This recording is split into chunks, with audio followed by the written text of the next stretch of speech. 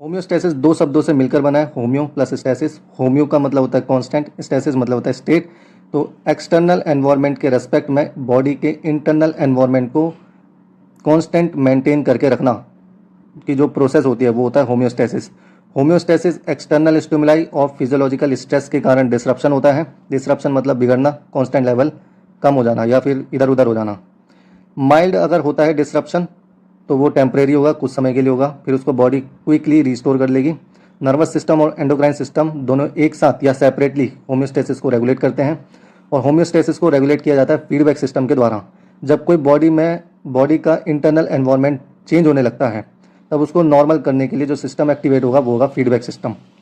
Feedback system दो type का है, पॉजिटिव और नेगेटिव। पॉजिटिव फीडबैक जब बॉडी का इंटरनल एनवायरनमेंट कांस्टेंट से कम हो जाए तब उसको बढ़ाने के लिए पॉजिटिव फीडबैक सिस्टम एक्टिवेट होता है। जैसे ब्लड ग्लूकोज लेवल बॉडी में कम होने लगा, नॉर्मल ब्लड ग्लूकोज लेवल से कम होने लगा तब पॉजिटिव फीडबैक सिस्टम एक्टिवेट होगा। ब्लड प्रेशर अगर नॉर्मल से कम होने लगा तब पॉजिटिव फीडबैक सिस्टम एक्टिवेट होने लगेगा।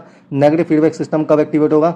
जब बॉडी का इंटरनल एनवायरनमेंट कांस्टेंट से ज़्यादा बढ़ जाता है, जैसे ब्लड प्रेशर हाई हो जाएगा, तब उसको नॉर्मलाइज करने के लिए, कम करने के लिए जो सिस्टम एक्टिवेट होगा वो नेगेटिव फीडबैक सिस्टम होगा। कंपोनेंट ऑफ फीडबैक सिस्टम, यानी फीडबैक सिस्टम में कौन कौन से कंपोनेंट इन्वॉल्व होंगे? तो रिसेप्टर इन्वॉल्व होगा, control centre, effector organ. Receptor कोई ऑर्गन पर प्रेजेंट होगा जहाँ पर स्टिमुलस आकर डिसरप्शन करने की कोशिश करेगा होम्योस्टेसिस को, तब वहाँ पर रिसेप्टर जो है सेंस कर लेगा, जो भी चेंज हुआ है उसको डिटेक्ट कर लेगा। जैसे ब्लड प्रेशर बढ़ता है तो कैरोटिड आर्टरी में रिसेप्टर प्रेजेंट होते हैं, बैरो रिसेप्टर, वो सेंस कर लेंगे।